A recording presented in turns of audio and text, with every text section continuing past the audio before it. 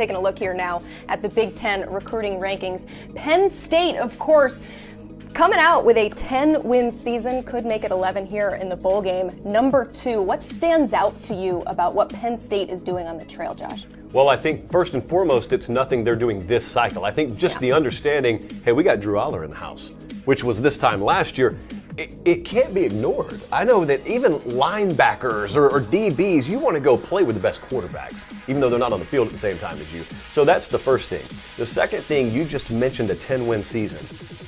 I don't want us to overlook that because remember, you remember just as well as I do, when they lost to Michigan and they lost to Ohio State, a lot of people sort of cast them to the side. We're done talking about them for the year. They're done for the year. Their preseason goals are out the window.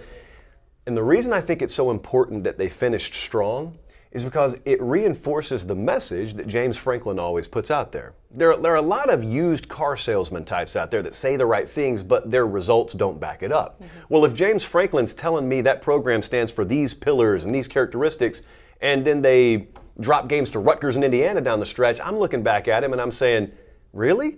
But that's not what happened. They checked right back in. In fact, I don't think they ever checked out. They just got beat by some really good teams where they did not have as good a quarterback play as those teams had the capability of putting on the field that day. And they didn't have the level of physicality with Michigan that they were capable of putting on the field that day. They checked right back and they finished the season. They've got a really good bowl game as a reward. But now Penn State, because of the conference they're in, and because they are not a premier recruiter right now that's always parked in the top 5, people forget about them.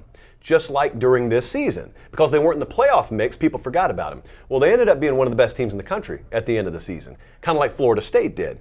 You don't just cast them to the side because of that, and then when it comes time to talk about National Signing Day, their class sits in the top 15, starts to flirt with the top 10, and all of a sudden, it seems like it's this way a lot with Penn State, quite frankly. The sun sets later today. It'll set a lot earlier, seemingly, in Nashville than it will down here, but people will say, you know, had a good day. Penn State had a good day. And if you keep on stacking those kinds of finishes on top of each other, here's what happens. The exact same thing that's happening in Ann Arbor, Michigan right now. People are going to rewrite history on Jim Harbaugh in Michigan and say, oh, I always knew he was the right guy. No, you didn't. A lot of you cast him to the side. A lot of you quit on him. A lot of you put Michigan in the camp or in a little box over here of, we'll never have to take him seriously. A lot of people have done that with Penn State. Eventually, you will have to take Penn State seriously, I think, on the national playoff scene. Sometimes it's as simple as 2 or 3 plays in the game, and they've got a cat at quarterback this coming season and the next couple that can do that. And if they put these pieces around him like it appears they're doing, I'm not ignoring them. I don't want to be that guy that ignores them.